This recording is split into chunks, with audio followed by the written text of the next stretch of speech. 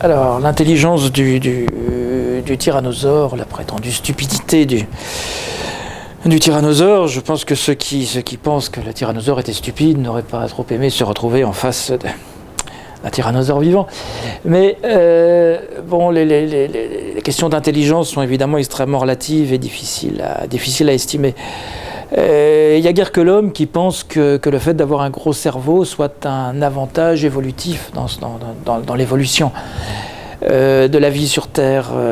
Énormément d'êtres vivants sont suprêmement organisés, magnifiquement organisés, sans avoir pour ça un gros cerveau, ni le besoin de se mettre à écrire des livres ou à faire des théories philosophiques. Donc l'intelligence, le fait d'avoir un gros cerveau de pensée, c'est vraiment un détail dans l'évolution qu'on ne devrait pas essayer de prendre en compte quand on essaie de juger des performances cérébrales, des performances intellectuelles d'animaux des temps passés.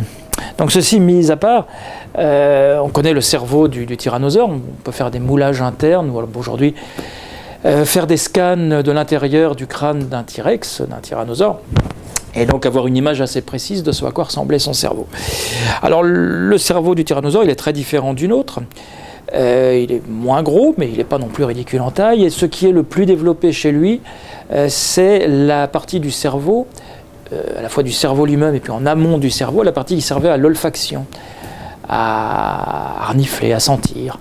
Donc le tyrannosaure, bon, il avait notamment, probablement, un odorat très très développé.